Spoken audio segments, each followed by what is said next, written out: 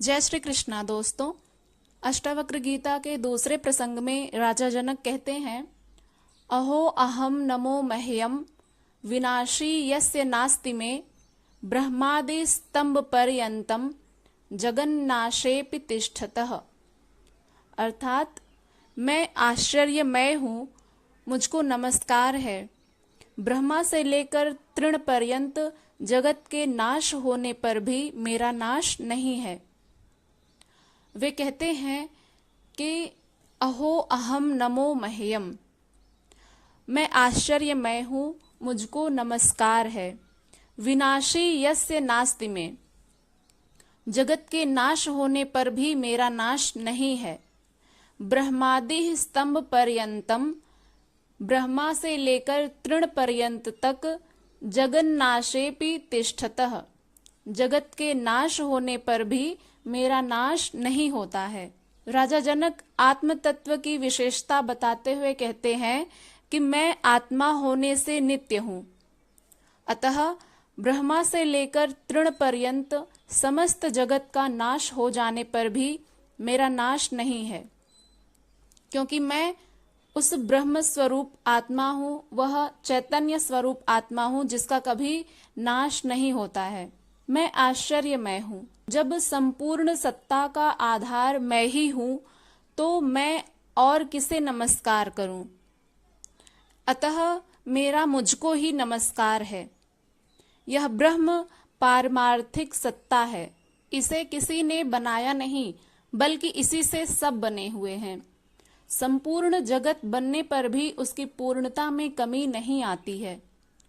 यह जगत तो नाशवान है, किंतु ब्रह्मा भी उस ब्रह्म का साकार रूप है, अतः वह भी नष्ट हो सकता है।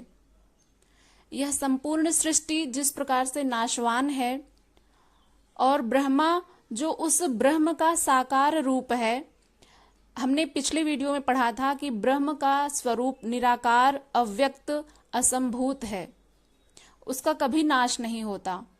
लेकिन उस ब्रह्म का जो साकार रूप है, जिसको हम आकार में देख सकते हैं, एक शरीर में देख सकते हैं, वो ब्रह्मा है। लेकिन वो ब्रह्मा भी नाशवान है, वह भी नष्ट हो सकते हैं, क्योंकि जिसका निर्माण हुआ है उसका ध्वंस अवश्य होगा। यही सृष्टि का नियम है। इसलिए ये सब देवी देवता, इंद्र, ब्रह्मा आदि भी उस ब्रह्म का प्रकट स्वरूप हैं, जिससे वे भी विनाश को प्राप्त होंगे। केवल यह निराकार ब्रह्म ही अविनाशी है, क्योंकि ये निराकार ब्रह्म जो है वो अव्यक्त है, सनातन है, असंभूत है और उसका कभी भी नाश नहीं हो सकता। लेकिन उसका जो साकार रूप है ब्रह्मा का, और ये जो सृष्टि उस ब्रह्म से बनी हुई है, ये सभी नष्ट प्राय हैं।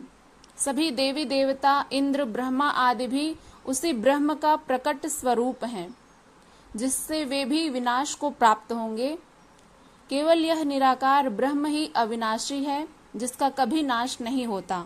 अगले सूत्र में राजा जनक कहते हैं, अहो अहम नमो मह्यम एको हम देहवानपि क्वचिन्न गंता ना गंता व्याप्य विश्वम अवस्थितः। अर्थात मैं आश्चर्यमय हूँ, मुझको नमस्कार है। मैं देहधारी होते हुए भी अद्वैत हूँ। अहम एको अहम देववानपि, यानी मैं देहधारी होते हुए भी अद्वैत हूँ। न कहीं जाता हूँ, क्वचिन्न गंता ना गंता व्याप्य विश्वम अवस्थितः, न कहीं जाता हूँ और न ही आता हूँ, और विश्व में व्याप्त स्थित हूँ। वे कहते हैं कि मैं आश्चर्यमय हूँ, मुझको नमस्कार है। मैं देहधारी होते हुए भी अद्वैत हूँ, न कहीं जाता हूँ न आता हूँ, और विश्व में व्याप्त स्थित हूँ। ये सब उस चैतन्य स्वरूप आत्मा की विशेषता का वर्णन करते हुए राजा जनक कहते हैं, क्योंकि जनक को उस ब्रह्म की पूर्ण अनुभूति हो गई, एक साथ समग्र का ज्ञान हो गया। वे आश्चर्यमय होते हुए स्वयं को ही नमस्कार करते हुए कहते हैं कि यद्यपि मैं देहधारी हूं, फिर भी अद्वैत का बोध हो गया है। सामान्यतया देहधारी स्वयं को परमात्मा से भिन्न मानते हैं एवं जिनका देहाध्यास मिटा ही नहीं है, वे आत्मा को भी सभी देहों में भिन्न ही मानते हैं। यह भिन्नता अज्ञान से ही प्रतीत होती है। जैसे सभी कुओं में जल भिन्न भिन्न प्रतीत होता है, किंतु उन सब का संबंध एक ही महासागर से है। जिस प्रकार चंद्रमा एक ही है, किंतु विभिन्न जलाशयों में पड़ते प्रतिबिंब से वह अज्ञानी को भिन्न भिन्न ही दिखाई देता है, जबकि वह एक ही चंद्रमा का प्रतिबिंब होता है, लेकिन विभिन्न जलाशयों में पड़ने से वह अज्ञानी को अलग अलग दिखाई देता है। आकाश एक है, किंतु अज्ञानी घर और बाहर के आकाश में भेद करते हैं।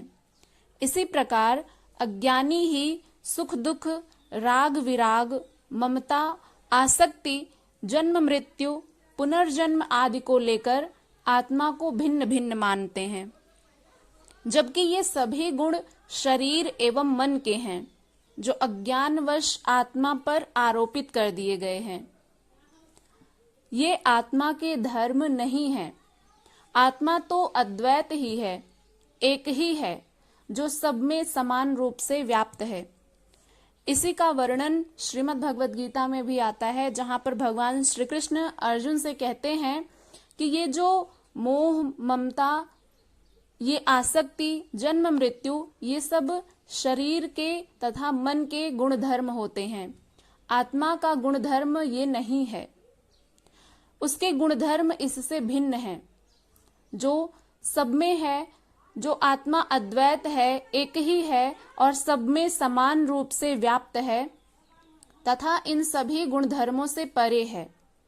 आत्मा के गुणधर्म शरीर के गुणधर्म से भिन्न होते हैं। इसलिए जनक अद्वैत आत्मा की बात कहते हुए स्पष्ट करते हैं कि यह आत्मा न कहीं जाती है न आती है और संसार में व्याप्त होकर स्थित है। यह आत्मा सर्वव्याप्त है। ये वीडियो यदि आपको पसंद आई हो तो इसे लाइक करिएगा। चैनल पर यदि पहली बार विजिट कर रहे हैं तो सब्सक्राइब करके बेल आइकन को प्रेस कर लीजिएगा, ताकि आने वाली हर वीडियो की नोटिफिकेशन सबसे पहले आप तक पहुंचे। और इसे ज़्यादा से ज़्यादा शेयर करिएगा, कमेंट करिएगा। मिलते हैं इसी तरह की अन्य वीडियो के साथ। तब तक के लिए इसी प्रकार से ज्ञान अर्जन करते रहिए। हरे कृष्ण।